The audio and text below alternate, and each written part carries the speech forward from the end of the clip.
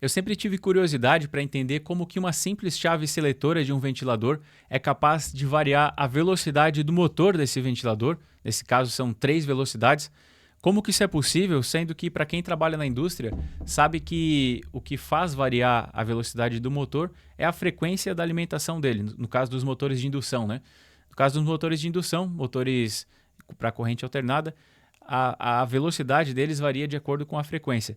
Então, como que uma chavezinha simplesinha dessa aqui, que com certeza não varia a frequência, ela é capaz de fazer a velocidade do motor variar? Nesse vídeo eu vou fazer um pouquinho diferente. Geralmente eu me atenho especificamente na explicação do como funciona aquele determinado assunto, aquele determinado equipamento. E nesse caso eu quero trazer toda a minha linha de raciocínio também, vai ser um vídeo um pouquinho diferente nesse sentido.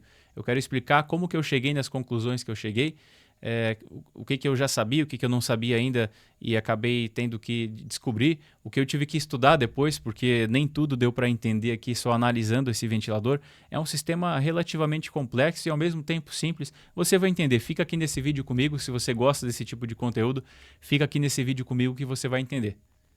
Bom, e a minha linha de raciocínio, ela passava pelo seguinte pressuposto. Uma chavezinha seletora dessa aqui, ela não seria capaz de variar a frequência, porque é um sistema bastante antigo já, ventiladores aí com décadas de uso já tinham essa opção de variar entre 3 velocidades fixas, né? E esse sistema de variação de frequência dos conversores de frequência, ele barateou muito com o tempo, mas ainda assim ele é caro. Então é difícil de acreditar que hoje em dia um ventilador teria um sistema eletrônico para variar a frequência, ainda que fosse num porte bastante reduzido, mas ele seria um tanto quanto custoso e os ventiladores que têm essa opção de variar a velocidade, eles já partem aí de menos de R$ 100. Você consegue comprar um ventilador com menos de R$ 100 e eles já têm esse ajuste de velocidade. Então é difícil de acreditar que seria viável economicamente variar a frequência da alimentação do motor. Agora imagine isso aí há décadas atrás, onde já existia essa variação de velocidade, mas os inversores eram muito caros. Então, economicamente, com certeza não seria viável, então é uma possibilidade que eu já descartava. Eu acreditava que a variação dessa velocidade acontecia através do fatiamento da tensão. Então, nós temos uma senoide de tensão, eu imaginava que de repente trabalhava só com meia onda, só que daí, nesse caso, teria que ter 2 velocidades somente, né? Com onda completa e com meia onda. Então, bom, era uma suspeita minha, talvez trabalhasse com uma proporção diferente da onda de tensão e eu resolvi abrir esse ventilador para fazer essa investigação. Mas no momento em que eu abri, a primeira coisa que eu me deparei foi uma chave totalmente mecânica, deixa eu ver se está dando para ver aqui, uma chave completamente mecânica e extremamente simples. Então, eu deixei de imaginar que pudesse ter um diodo aqui dentro, até porque teria que ser um diodo com uma potência mais significativa. E depois, analisando ela com um alicate amperímetro, medindo a continuidade aqui, eu percebi que é apenas uma chave com 4 posições, tem a posição desligada e mais 3. E essas 3 são as responsáveis aí pelo ajuste da velocidade, né? Em cada uma delas eu tenho a continuidade entre o comum. Deixa eu mostrar aqui, tem um L nesse canto aqui, ó, aqui tem um L que é o comum, então aqui entra uma fase ou um neutro também, já que ele vai na tomada, a gente nunca sabe o que está entrando ali, se é fase ou neutro, né? Então aqui vai o comum, que é essa fase ou neutro, e nós temos 2, aqui o 3 e aqui o 1. E cada uma dessas saídas ela é conectada ao comum individualmente. Então, quando estou numa posição, é o comum com o 1, quando estou na posição 2, é o comum com o 2, e depois o comum com o 3 na posição 3. Então, entendendo que é uma chave extremamente simples, eu entendi que a variação dessa velocidade ela não acontecia na chave em si, e sim no motor. O motor teria que ser algo diferente para que pudesse variar essa velocidade. O ventilador ele tem uma característica interessante que é de variar a carga na ponta do eixo do motor à medida que se varia a velocidade dele.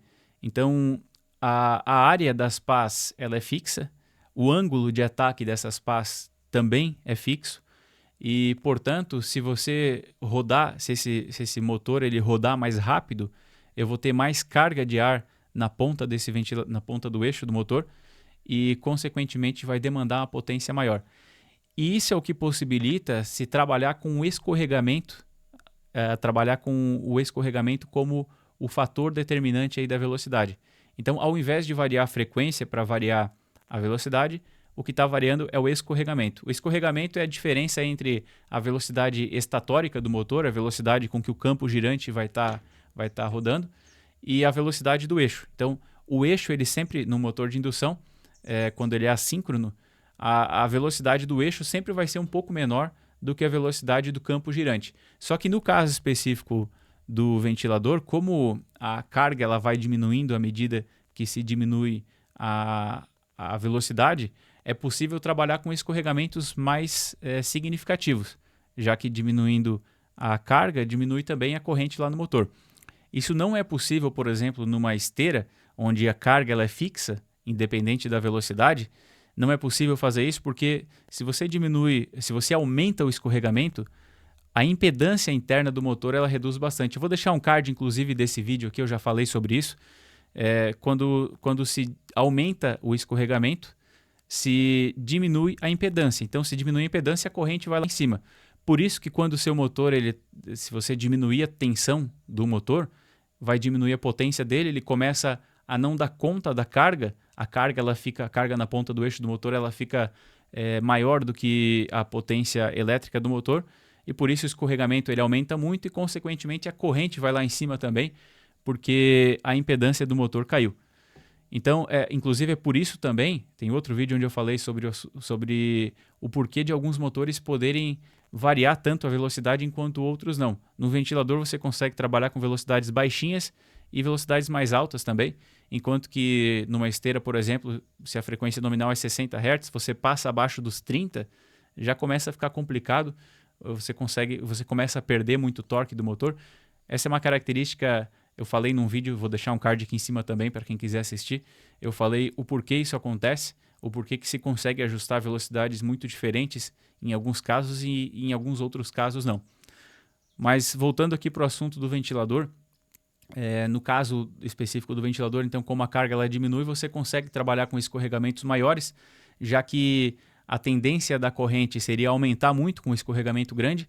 Por outro lado, como a carga diminui quando o escorregamento está grande, isso acaba compensando. Então, no final, não existe um aumento considerável dessa corrente nos casos em que se tem a variação do escorregamento. Bom, só que até aí eu imaginava que o escorregamento era onde era possível fazer essa variação. Eu estava certo nessa questão, mas eu achava que era a chavezinha seletora que ia fazer isso através talvez de uma proporção diferente aí da senoide de tensão. Trabalhar com meia onda, como eu já falei, né? Ou com uma proporção diferente aí desse sinal de tensão. Mas não é isso que acontece.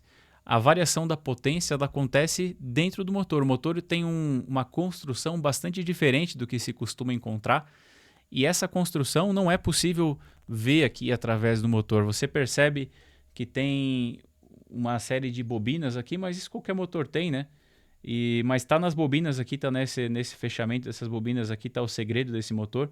Mas como todo motor tem isso, então, olhando assim por fora, você não consegue entender o porquê dessa variação ser possível nesse tipo de motor aqui, enquanto que em outros, às vezes, não, né? Uma coisa importante que eu estava esquecendo de mostrar, olha aqui, ó, são 4 fios que são conectados no motor. Esse aqui são os cabos do motor, são 4 fios. Então, lá na chave, vocês lembram que tinha um que vinha da tomada e os outros 3 eram os fios das velocidades, né? No motor eu também tenho 3 fios de velocidade e o outro também vai na outra ponta da tomada. Então, na tomada eu tenho um sinal de tensão, tem que ter 2 cabos, né? Um vai na chave, outro vai no motor. E aí os outros 3 aqui são as 3 velocidades que vão do motor direto na chave. Esse tipo fica claro aqui que o fechamento do motor não muda, né? Porque nós temos somente 3 fios, a chave ela vai alimentar ou um fio ou outro. E são 3 opções, então, né? Por conta das 3 velocidades. E fica claro, então, que não é possível mudar o fechamento do motor. E então, fica ainda mais curioso o funcionamento. Eu particularmente, não consegui entender. Olhando assim, não consegui entender. Tive que estudar e ir atrás para ver como que funcionava isso. E eu vou explicar isso para vocês também. Isso só é possível nos produtos que são produzidos numa escala muito grande, né? Você não vai conseguir produzir máquinas aí 10 máquinas por mês, por exemplo, e tem um motor tão diferentão assim. Você vai ter que trabalhar com motores tradicionais, com equipamentos tradicionais. Esse é um caso específico aqui, é um motor que possivelmente tenha outras aplicações também, provavelmente tem sim, mas ele é bastante específico para ventilador, porque com outras cargas não funcionaria dessa maneira, você teria problemas aí se utilizasse esse tipo de motor, vou dar o mesmo exemplo, né, numa esteira, mas vários outros exemplos também. Se você variar a velocidade, você varia também a impedância e, consequentemente, vai ter problemas com a elevação da corrente do motor. Nesse caso aqui, com a velocidade mais baixa, diminui também a carga do motor e a corrente tende a baixar, então existe um equilíbrio. E o que acontece é que o cálculo para isso tem que ser bastante preciso, né? Para que a diminuição da carga do motor de acordo com a velocidade, ela coincida com o aumento, a diminuição da impedância, na verdade, e a tendência do aumento da corrente, para que não exista uma ultrapassagem da corrente, né? A corrente ela precisa ficar ou igual ou menor à corrente nominal, então precisa ser tudo calculado da forma correta aí para funcionar. Eu vou explicar para vocês, mas não vai dar para explicar mostrando aqui o motor. Eu acabei passando algumas horas aí limpando esse motor para poder entender e poder explicar para vocês também como que é o funcionamento, mas infelizmente não vai dar para entender aqui através do motor. Eu vou ter que explicar isso no computador para que fique possível a compreensão. Então, pessoal, esse aqui é o esquema bem simplificado do motor. Cada uma dessas bobinas aqui que está representada, na verdade, são um grupo com 4 bobinas, mas como a ligação delas é fixa, então ao invés de desenhar 4 bobinas aqui, eu fiz uma só, né? Mas são 4 bobinas ligadas em série. Bom, aqui nós temos os fios das velocidades 1, 2 e 3, sendo que a 3 é a mais rápida. Enquanto que aqui o comum, que é aquele cabo que vem direto da tomada e ele vai ser conectado tanto numa das pontas do capacitor, quanto na primeira bobina, que é a bobina principal. Esse primeiro grupo aqui é a bobina principal do motor. Na velocidade máxima, nós temos o comum aqui vindo na bobina, no capacitor e direto na bobina também. Na outra ponta, nós temos a conexão da velocidade 3. Então, o que vai acontecer aqui nesse caso? Nós temos alimentação com a tensão total do motor nessa bobina principal, já que está vindo do comum aqui, que é uma das pontas da tomada, e a velocidade 3 está ligada também na outra ponta da tomada através da chave seletora. E essas duas pontas aqui estão desconectadas, são circuitos abertos, né? Graças àquela chave seletora que vai selecionar ou a velocidade 1, 2 ou 3. Nesse caso, a 3 é mais rápida, então 1 e 2 desconectadas, a 3 fica conectada e essa bobina é alimentada, a bobina principal de trabalho aqui ela é alimentada com tensão nominal. Bom, para que serve esse capacitor aqui? Vamos reparar no circuito dele. Nós temos uma conexão no comum, a outra conexão vem aqui nessa bobina aqui, nessa outra bobina. Essas 3 bobinas elas são bobinas auxiliares de partida.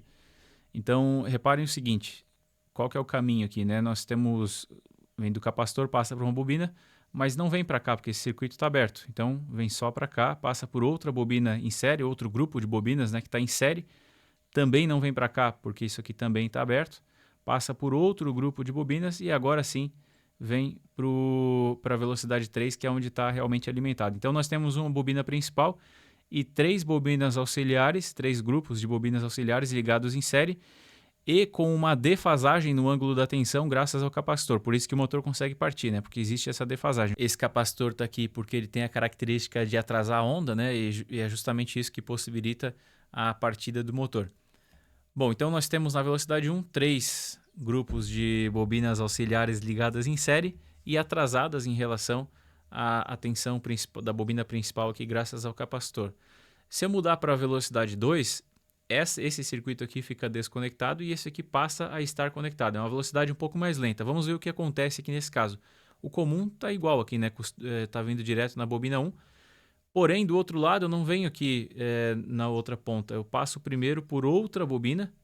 Então, a bobina principal, o grupo de bobinas principal, ele não é ligado direto. Ele é ligado em série com um grupo auxiliar.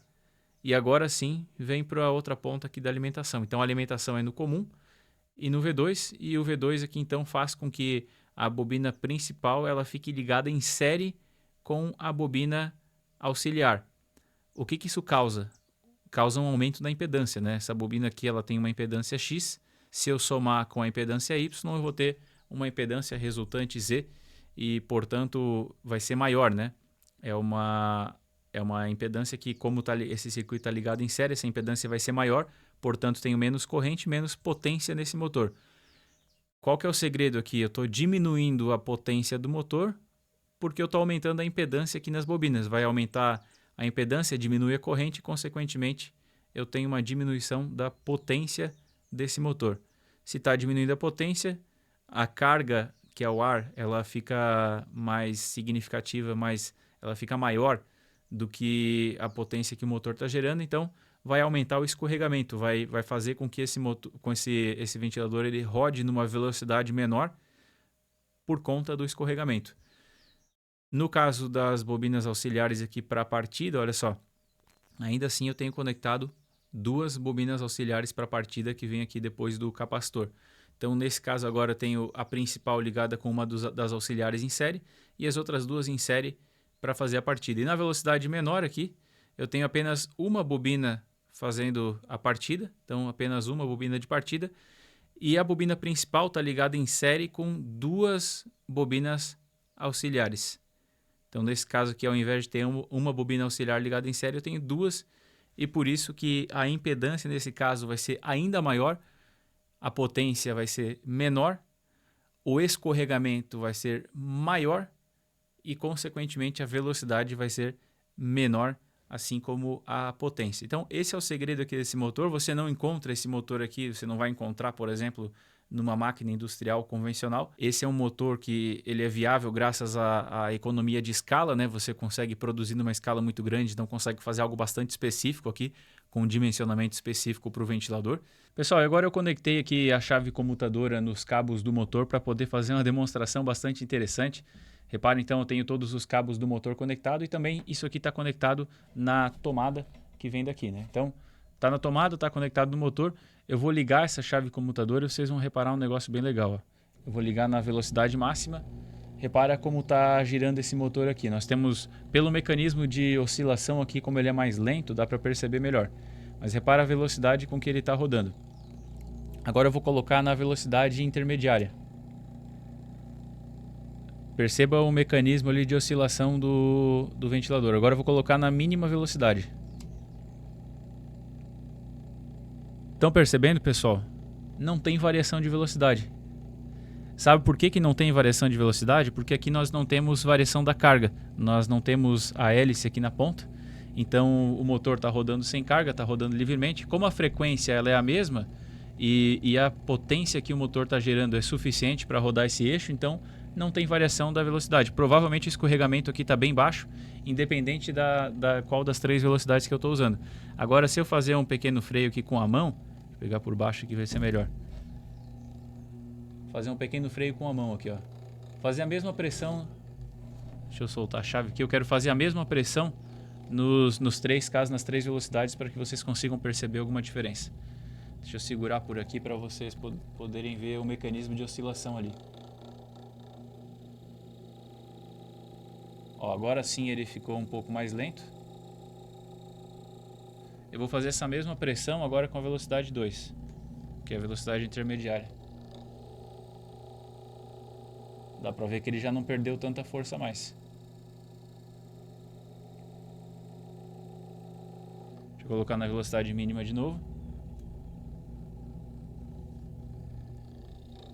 Então esse vídeo vai ficando por aqui. Se você gostou, se você aprendeu alguma coisa, por favor, deixa um comentário, deixa o seu like também para me permitir continuar gravando aqui para o canal. Se inscreve também e ativa o sino para receber as notificações e ficar por dentro de todas as novidades.